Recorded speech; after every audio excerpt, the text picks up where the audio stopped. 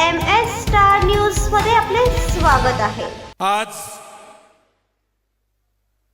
मंगळवेढ्याच्या जनतेच्या मस्तकावर असलेला पिढ्यानपिढ्याचा दुष्काळाचा कलंक पुसणाऱ्या 24 गावच्या उपसा सिंचन योजनेचा तसेच पंढरपूर तालुक्यातील माझ्या तरुण युवक सहकाऱ्यांच्या हाताला काम देणाऱ्या MIDCचा आणि या ठिकाणी जो ऐतिहासिक प्रश्न या मंगळवेढा तालुक्याचा होता तो म्हणजे तामदर्डी बंधारा असेल किंवा कर्जाळ, कात्राळ, उलजंती, निंबोनी, नंदेश्वर, गोनेवाडी, लेंडवे, चिंचाळे आणि 40 दोंडा या रस्त्याच्या आज मुहूर्तमेढ रवणाऱ्या ऐतिहासिक क्षणाचे साक्षीदार होण्यासाठी जमलेल्या माझ्या पंढरपूर मंगळवेढा मतदारसंघातील तमाम बंधू भगिनी आणि माझ्या युवक सहकाऱ्यांनो, आज हा जो ऐतिहासिक क्षण आहे, हा ऐतिहासिक क्षण ज्यांच्यामुळे होतोय त्यांच्या साक्षीने आज हा जो ऐतिहासिक क्षण होतोय ते म्हणजे या राज्याचे उपमुख्यमंत्री देवेंद्रजी फडणवीस साहेब।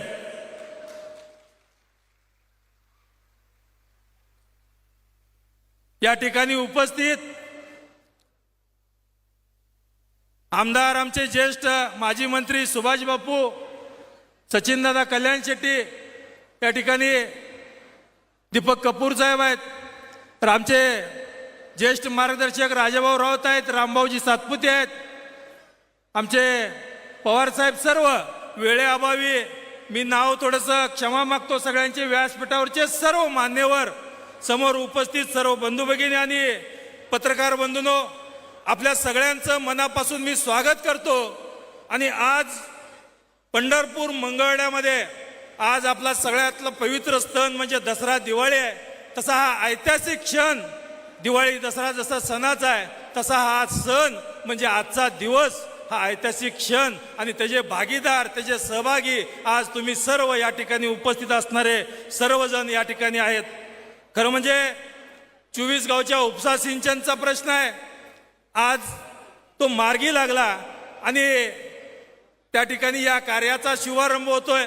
पंढरपूरच्या MIDCची स्थापना आजपासून या ठिकाणी लवकरात लवकर पूर्ण होईल, त्या ठिकाणी प्लॉटिंग सुद्धा करून लवकरात लवकर त्या सर्व युवकांना, उद्योजकांना देण्याचं काम सुद्धा त्वरित होईल।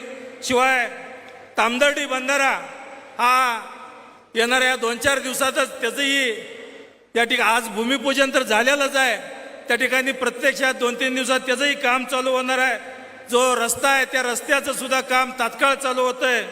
खरं म्हणजे साहेब, मी प्रथम आपल्या सगळ्यांच्या या जनतेच्या वतीनं मनापासून आभार मानतो की वारीच्या वेळेला आल्यानंतर साहेब आमच्या मराठा समाजाला त्या ठिकाणी मराठा भवन देण्याचं आपण कबूल केलं होतं आणि मराठा भवन देऊन अण्णासाहेब आर्थिक विकास महामंडळाचं एक उपकेंद्र द्यायचं हेही तुम्ही कबूल केलं होतं।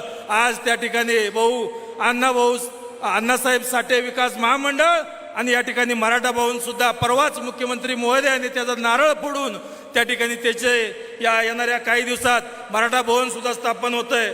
दुसरी गोष्ट म्हणजे साहेबांनी आज या ठिकाणी मेहतर समाज असेल यांना हक्काचं घर देण्याचं असेल, शिवाय पोलीस पाटील, कोतवाल संघटना, अंगणवाडी सेविका या सगळ्यासाठी मानधनामध्ये वाढ करण्याचं साहेब भाऊ आपण जे केलं त्याबद्दल तमाम पंढरपूर मंगळवेढा जनतेच्या वतीनं मी आपलं मनापासून आभार मानतो। शिवाय मराठी भाषेला सुद्धा अभिजात भाषेचा दर्जा व गोमाता राज्याला राज्यमाता दर्जा दिल्याबद्दल आपलं विशेष अभिनंदन करतो। भाऊ, या निमित्तानं या मतदारसंघात गेल्या 3 वर्षापासून या ठिकाणी या मतदारसंघातील लोकांनी सगळ्यांनी आशीर्वाद दिल्यामुळं इथलं लोकप्रतिनिधित्व करायचं संधी मला मिळाली आणि त्या ठिकाणी रस्ते असेल, वीज असेल, पाणी असेल, आरोग्य असेल, रोजगार असेल, शिक्षण असेल, या 6 गोष्टीवरती 6 क्षेत्रामध्ये आज त्या ठिकाणी चांगल्या भरीव पद्धतीचं काम मी करू शकलो। भाऊ, रस्त्याच्या बाबतीत जर बोलायचं म्हटलं भारताचे पंतप्रधान नरेंद्रजी मोदी साहेबांनी या ठिकाणी त्यांच्या नेतृत्वामध्ये गडकरी साहेबांनी पंढरपूर मंगळवेढ्याला जवळजवळ 8 हायवेचं जाळं या ठिकाणी विणलं गेलंय आणि या 8 हायवेच्या जाळ्यामध्ये या ठिकाणी आज सगळ्या बाजूने मोठमोठे रस्ते या दोन्ही तालुक्याला या निमित्तानं झालेले आहेत. खरं म्हणजे हे रस्ते झाले, परंतु माझ्या ग्रामीण भागातले बांधावर जाणारे रस्ते हे कमी पडत होते. भाऊ, आपण या मतदारसंघासाठी 25-15 मधून जवळजवळ 30 ते 40 कोटीचा निधी दिला आणि त्यामुळं 5 लाख असेल, 10 लाख असेल, 15 लाख असेल, त्या ठिकाणी या नॉन प्लॅनच्या आणि पानन रस्त्यावर आपण काम करू शकलो. भाऊ, मला आपल्याला आनंदाने सांगावं असं वाटतं, मी कालच पंढरपूर तालुक्यामध्ये शिरगाव या ठिकाणी गेलो होतो. त्या शिरगावमध्ये गेल्यानंतर, शिरगाव छोटं गाव आहे भाऊ, त्या गावात गेल्यानंतर त्यांनी मला बोलवलं. मला म्हणले, आम्ही दादा तुम्हाला काही मतं दिली नाहीत, पण आमच्याकडे चहा प्यायला या. मी चहा प्यायला त्या ठिकाणी गेलो भाऊ आणि त्या ठिकाणी त्यांनी त्यांची व्यथा सांगितली. दादा, तुम्ही आमच्याकडे 10 लाख रुपये फक्त रस्त्याला टाकलेले आहेत, या 25-15च्या रस्त्याला, पण ह्या 10 लाखाचं त्यांनी सांगितली त्यांची व्यथा भाऊ, की या ठिकाणी आमच्या शेतात. मी म्हणलं, शेतात काय करताय? ते म्हणले, दादा डाळिंब करतोय, परंतु डाळिंबाची अवस्था अशी की शेतातून डाळिंब काढायचं, बैलगाडीत टाकायचं आणि बैलगाडीत टाकून त्या कॅनलपर्यंत न्यायचं, परत त्या 3 चाकी टमटममध्ये टाकायचं, टमटममधून त्या ठिकाणी मुख्य रस्त्यापर्यंत जायचं आणि त्यामध्ये तो माल आयशरमध्ये टाकायचा. असं 3 वेळा त्यांना चढ उतार करावा लागायचा. परंतु भाऊ, आपण 10 लाखाचा रस्ता दिला, खूप मोठा दिला असं नाही आहे, परंतु 10 लाखाच्या रस्त्यामुळं आज आयशर टेम्पो त्यांच्या शेताजवळ येतोय आणि शेतातून माल त्या ठिकाणी तो आयशरमध्ये जातोय आणि तो डायरेक्ट मार्केटला जातोय. भाऊ, आज अशा छोट्या छोट्या गोष्टीसाठी आज भाऊ अजून एक उदाहरण सांगतो. शेताच्या ठिकाणी ज्या एका ठिकाणी दुःखद घटना घडली होती, मी गेलो होतो तिथं. त्या ठिकाणी गेल्यानंतर सांगितलं, अटॅक आला, पाऊस चालू होता, चिखल होता, त्यामुळं नेता आलं नाही. त्यामुळं मला त्या रस्त्याच्यामुळं आज त्या ठिकाणी त्यांना अटॅकमुळं नेता आलं नाही आणि त्या ठिकाणी दुःखद घटना घडली होती. मी भेटायला गेल्यानंतर त्या ठिकाणी टेंडर नाही, काय नाही, परंतु त्या ठिकाणी दुसऱ्या दिवशी त्या रस्त्याचं काम पूर्ण करून त्या लोकांना त्या ठिकाणी दिलासा देण्याचं सुद्धा काम मी भाऊ केलं. आज विजेच्या बाबतीत जर बघितलं, या मतदारसंघामध्ये 9 सबस्टेशन आहेत आणि 10-11 सबस्टेशनची क्षमता वाढवण्याचं काम या ठिकाणी आपण RDSS मधून केलेलं आहे आणि RDSS मधून जवळजवळ 450 ते 500 DP व तसेच DPC मधून आपण जवळजवळ 200 DP मंजूर केलेले आहेत. आणि भाऊ, आज या ठिकाणी मी एवढंच आपल्याला या निमित्तानं सांगतो, या मतदारसंघासाठी पुढच्या 15 ते 20 वर्षासाठी या ठिकाणी एवढ्या RDSS मधून आणि DPC मधून केलेल्या कामाची नक्कीच येणाऱ्या काही दिवसात त्याची पोचपावती दिसल आणि 15-20 वर्ष हे इन्फ्रास्ट्रक्चर चांगल्या पद्धतीने राहील. भाऊ, आज विजेच्या बाबतीत जर बघितलं भाऊ, आपण परवा वीज बिल माफ केलं शेतकऱ्यांचं. माझ्या पंढरपूर मंगळवेढा मतदारसंघामध्ये भाऊ जवळजवळ 48,000 शेतकऱ्यांना याचा लाभ झाला आणि 36 कोटी रुपये या ठिकाणी शेतकऱ्यांचे वीज बिल या माफ झालेलं आहे. भाऊ, 48,000 शेतकऱ्यांचं तुम्ही वीज बिल माझ्या मतदारसंघातलं माफ केलं. खरं म्हणजे भाऊ, आज वीज बिलाच्या बाबतीत जर बघितलं, एखाद्या कुटुंब प्रमुख असतोय, पण त्या कुटुंब प्रमुखाला माहीत असतंय भाऊ 4-4 लाख, 3-3 लाख, 2-2 लाख रुपये लाईट बिल होतं, पण कुटुंबातल्या सदस्यांना माहीत नव्हतं एवढं मोठं लाईट बिल आपल्या बोकांडी आहे. आणि त्याच्या चिंतेनं तो कुटुंब प्रमुख त्या ठिकाणी त्याची चिंता कायम त्याला ग्रासत होती. वाटत होतं आज ना उद्या कोणतरी या ठिकाणी जर भरावं लागलं तर माझं एकरभर एकूण त्या ठिकाणी त्याचं लाईट बिल भरावं लागत होतं. परंतु भाऊ, आपलं मनापासून मी आभार मानतो की आज 48,000 शेतकऱ्याचं या ठिकाणी आपण वीज बिल माफ केलं. या तमाम शेतकऱ्याच्या वतीनं मी आपलं मनापासून आभार मानतो. भाऊ, आज पाण्याविषयी सांगायचं म्हणलं भाऊ, 24 गावची ही उपसा सिंचन योजना खरं म्हणजे या तालुक्यामध्ये मी पहिली पार्श्वभूमी थोडीशी सांगतोच भाऊ. या तालुक्याला भीमा नदीतून, मान नदीतून आणि म्हैसाळची योजना शिवाय या ठिकाणी येणार आता उजनीचंच पाणी आहे, 24 गावचं उपसा सिंचन, या योजना मंगळवेढा तालुक्यासाठी कार्यरत आहेत भाऊ. पण या योजनेमध्ये म्हैसाळच्या योजनेला 1996 साली म्हैसाळ योजना स्थापन झाली आणि 1996 साली त्या ठिकाणी मंगळवेढ्यातील 19 गावं घ्यायचं त्या ठिकाणी कबूल केलं. पण ही योजना कागदावरच होती. पण भाऊ, आपण ज्या वेळेला या महाराष्ट्र राज्याचे मुख्यमंत्री झाला त्यावेळेला केंद्र आणि राज्याकडून आपण जवळजवळ 13,000 कोटी रुपये त्या ठिकाणी देऊन म्हैसाळची आमची 19 गावं सुद्धा त्या ठिकाणी आपण पाणी दिलं भाऊ. खरं म्हणजे म्हैसाळच्या योजनेमध्ये खूप मोठं योगदान भाऊ आहे आपलं. तर आज या निमित्तानं म्हैसाळची योजना असेल आणि 24 उद्घाटन झालंय, त्याचं कामही चालू होऊन भाऊ मी आपल्याला अत्यंत नम्रपूर्वक सांगू इच्छितो की आज हा तालुका भूगोलाच्या पुस्तकामध्ये भाऊ, भूगोलाच्या पुस्तकामध्ये मंगळवेढा तालुका हा दुष्काळी तालुका म्हणून गणला जातो. पण मी आज आपल्याला सांगू इच्छितो भाऊ, या माझ्या तमाम जनतेच्या वतीनं साक्षीने सांगू इच्छितो की येणाऱ्या काही दिवसामध्ये याच पुस्तकामध्ये हा तालुका शेतीमध्ये एक अग्रगण्य तालुका असेल असं या निमित्तानं मी आज सांगू इच्छितो. भाऊ, माझा शेतकरी इथला कष्टाळू आहे, जमीन कसदार आहे आणि ह्या कष्टाने आणि कसदाराने मी आपल्याला खात्रीने सांगतो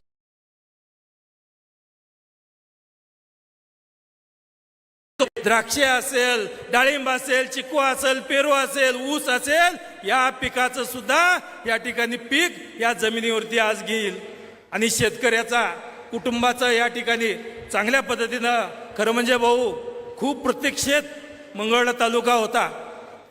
भाऊ आपल्याला सांगायचं म्हणजे या तालुक्याची व्यथा आज आपण बघताय, थोडीशी हिरवळ दिसते, परंतु ही हिरवळ नाही आहे भाऊ, हे कुसळ आहे ते. बरोबर आहे का भाऊ? ही वाळल्यानंतर इथं पीक येत नाही. या ठिकाणी या जमिनीला फक्त आता पाण्याची गरज होती आणि आज तुम्ही आम्हाला पाणी दिलंय भाऊ. नक्कीच तुमचं ऋण हा तालुका कधीही विसरणार नाही, एवढंच या निमित्तानं आपल्याला सांगतो भाऊ. आणि आज भाऊ खरं म्हणजे तामदर्डी बंधाऱ्याच्या बाबतीत बोलायचं म्हणलं, तामदर्डी बंधाऱ्याच्या मध्ये म्हणजे माचनूरचा बंधारा आणि आरळी बंधारा 19 किलोमीटरचं अंतर होतं. मी वारंवार आपल्याकडे सांगत होतो भाऊ असं केलं पाहिजे, कारण आपणही अधिकाऱ्यांच्याकडे पाठवलं. अधिकाऱ्यांनी मला सांगितलं हे कुठल्या नियमात बसत नाही, ह्या बंधारा भीमा नदीच्या कर्नाटक महाराष्ट्र याचा लवाद आहे, त्याचं सगळं व्हायला पाहिजे, त्यामुळं हा बंधारा कुठं बसत नाही, कुठल्या नियमात बसवायचं, काय करायचं, हा विषय बरेच दिवस चालला. पण भाऊ शेवटचा फोन ज्या दिवशी आपला केला त्यावेळेला मला बरेच आमदार मित्र माझे होते, त्यांनी मला सांगितलं होतं नदीत कुठं बंधारा होतो का काय, अशी माझी चेष्टा केली ती. आणि ज्या वेळेला बंधारा झाला भाऊ त्या ठिकाणी सगळ्यांनी माझं या ठिकाणी कौतुक केलं की भीमा नदीमध्ये खरं म्हणजे बंधारा होणं शक्य नव्हतं, परंतु हा बंधारा भाऊ फक्त आपल्या फोनमुळं आणि आपल्या सहकार्यामुळंच हा बंधारा मी करू शकलो. संजय राठोड साहेब याचे मंत्री आहेत, राठोड साहेबांनी सांगितलं की मी सही करणार नाही, की ह्या कुठल्याच याच्यात बसत नाही, कुठल्याच याच्यात बसत नाही. भाऊनी फोन केला आणि तोंडी सांगितलं की हा बंधारा करायचा आहे. मग त्यांनी फाईल बघितली, फाईल बघितल्यानंतर माझ्याही मतदारसंघात असे 200 कोटीचे बंधारे करायचे आहेत म्हणून सांगितलं. मी म्हणतो तुमच्यात 200 करा नाही तर 400 करा, माझा 35 कोटीचा हा बंधारा तामदर्डी बंधारा तुम्ही मंजूर केला पाहिजे. आणि भाऊंचा आदेश मानून त्या ठिकाणी त्यांनी 35 कोटीचा बंधारा दिला. त्यामुळं आज त्या माचनूरच्या बंधाऱ्यापर्यंत त्या बंधाऱ्याचं तामदर्डी बंधाऱ्याचं पाणी जाणार आहे भाऊ. मी आपल्याला या निमित्तानं भाऊ एकच विनंती करतोय की या बंधाऱ्याला फक्त 15 कोटी रुपये आपण वाढवून द्या आणि अर्धा मीटर त्याची हाईट वाढवून द्या, जेणेकरून या बंधाऱ्याचं पाणी तामदर्डी पासून माचनूर बंधारा, ब्रह्मपुरी, बटाण आणि उचेटांपर्यंत त्याचं पाणी गेलं पाहिजे, जेणेकरून या पुढच्या कालावधीत माझ्या शेतकऱ्याला कुठेही पाणी कमी पडलं नाही पाहिजे भाऊ. या तालुक्याची अवस्था भाऊ आजपर्यंत अशी झाली होती की पाणी उशाला आणि कोरड घोशाला कशाला, अशी अवस्था या तालुक्याची झाली होती. पाणी उशालाच होतं, परंतु त्याचं योग्य नियोजन नसल्यामुळं त्या ठिकाणी त्या पाण्याचा वापर होत नव्हता. भाऊ मी आपल्याला अजून एक या निमित्तानं विनंती करतोय. बोसे प्रादेशिक ही 40 गावची पिण्याच्या पाण्याची योजना आहे. ही योजना अत्यंत निकृष्ट दर्जाची झालेली आहे भाऊ. त्याला 2 पंप आहेत. 2 पंपनी त्या ठिकाणी त्याचं पाईपलाईन मधनं पाणी आणून जुनोनीच्या त्या ठिकाणी केंद्रामध्ये टाकून त्याचं फिल्ट्रेशन करून 40 गावाला तिथून वितरण करायचं होतं. परंतु एकच पंप चालू केला तर इकडं पायपावर आकाशात गेलेल्या सुद्धा दिसत नाही त्या. आणि जर 2 पंप चालू केले असते तर त्या ठिकाणी तिथं पायपाच राहिल्या नसत्या. अशी अवस्थेची ती 40 गावची बोसे प्रादेशिक योजना. मी आपल्याला विनंती करतो भाऊ की मी आता या 3 वर्षात मेंटेनन्स करून दमलोय. आपण ती योजना MGP कडे ट्रान्सफर करावी. आता शिखर समिती आमची करते, जी शिखर समिती आता करू शकत नाही ती MGP कडे करावी आणि त्याच्या योग्य देखभाल दुरुस्त्या करून त्या ठिकाणी, मी म्हणत नाही त्याची चौकशी लावा आणि त्याला फाशी द्या. जे झालं गेलं गंगेला मिळालं, परंतु आमच्या लोकांना त्या निमित्तानं पाणी मिळालं पाहिजे, एवढंच या निमित्तानं सांगू इच्छितो. शिवाय या निमित्तानं रोजगाराच्या बाबतीत तरुणाच्या हाताला काम देण्यासाठी पंढरपूरमध्ये 4 कॉलेज आहेत. जवळजवळ 1000 ते 1500 विद्यार्थी त्यामध्ये दर वर्षी पंढरपूरमधून मग पंढरपूरच्या परिसरातून पुणे, मुंबई यासारख्या, बेंगलोर यासारख्या ठिकाणी जातात. हजारो विद्यार्थी आज MIDCचा प्रकल्प झाल्यामुळं त्या ठिकाणी तिथंच थांबतील, त्यांच्याच हाताला काम लागेल आणि त्याच ठिकाणी त्यांना उद्योजक होण्याची संधी या निमित्तानं मिळेल. भाऊ बरेच काम आहेत, वेळेअभावी करणं, आज आपण वेळ दिला हेच खूप महत्त्वाचं आहे. अजून एवढ्या कामाची लिस्ट आहे भाऊ. नाही ही कामं मंजूर आहेत, परंतु ही उद्घाटनं, लोकार्पणं आज जवळजवळ ही 32 कामं आहेत. 32 कामं जवळजवळ 950 कोटीची कामं आहेत भाऊ. आणि ह्या 32 कामातून या ठिकाणी आज एवढंच मी या निमित्तानं सांगतो, आज वेळ कमी आहे. खरं तर रात्री कॅन्सल करायचं मला विचारत होते. मी म्हणलं भाऊ कॅन्सल करून चालणार नाही, परंतु भाऊ तुम्ही माझ्या जनतेवर आणि माझ्यावर एवढं प्रेम दाखवलं त्याबद्दल मी तुमचं मनापासून आभार मानतो. आणि आज एवढंच या निमित्तानं सांगतो भाऊ की विरोधकाची वाळू पायाखालची घसरा लागली आहे. त्यांनी चालू केलंय भाऊ, जत्रा यात्रा सगळ्या चालू झाल्या त्या, परंतु त्या जत्रा यात्रेतनं पहिल्यांदा मला म्हटले 3000 कोटीचं काम कुठं केलंय. मी म्हणलं अरे फिरला तर तुला दिसल, पण भाऊ मला उत्तर द्यायची गरज पडली नाही. सगळ्या लोकांनी त्या ठिकाणी त्यांना उत्तर देऊन पिसाळ काढला. आणि मी आज एवढंच सांगतो भाऊ, तुमच्या साक्षीने सांगतो, 3000 कोटी नाही, 3000 कोटीपेक्षा जास्त निधी भाऊ आपण या ठिकाणी या मतदारसंघाला दिलेला आहे. मी नाही सांगत भाऊ, माझी सगळी या ठिकाणी मायबाप जनता आहे, ही सांगल. काय झालेत का 3000 कोटीची कामं झालेत का भाऊ? भाऊ असा विश्वास आज या ठिकाणी, आज तुम्ही म्हैसाळ योजना असेल या ठिकाणी. अजून दुसरं एक सांगायचं, पाण्याच्या बाबतीत सांगायचं राहिलं, टेंबूचं पाणी, महाबळेश्वरचं पाणी भाऊ आज या ठिकाणी मानवमध्ये आलं का नाही आपल्या? हा, आपल्याला काय म्हणतो ते टेंबूचं पाणी महाबळेश्वरचं कुठं काय मानत येतंय का?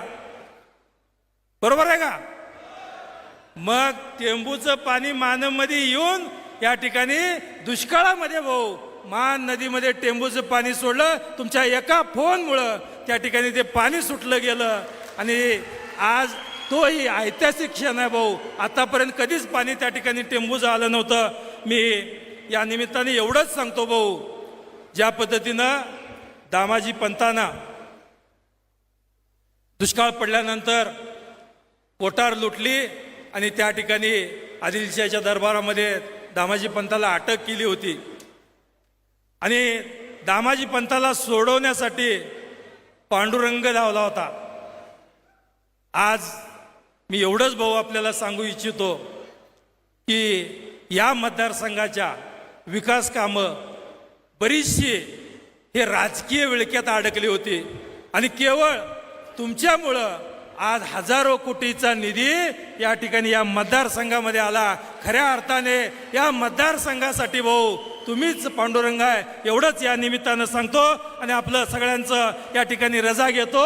जय हिंद, जय महाराष्ट्र. हॅलो, धन्यवाद. यानंतर दिनाच्या दुःखासाठी ज्यांनी चिंतन केलं, जे दुःख दैन्य घालवण्यासाठी ज्यांनी विचार मंथन केलं, प्रत्येक गावागावापर्यंत पोहोचण्यासाठी ज्यांनी पायाचं चंदन केलं आणि महाराष्ट्राने ज्यांना मानाने वंदन केलं असे माननीय नामदार देवेंद्रजी फडणवीस साहेब यांच्या शुभ हस्ते 24 गावच्या वतीनं पदाधिकारी कार्यकर्ते यांच्या उपस्थितीमध्ये सन्माननीय आमदार समाधान दादा अवतडे यांचा सन्मान होतोय. एकदा हात वरती टाळा, जोरदार.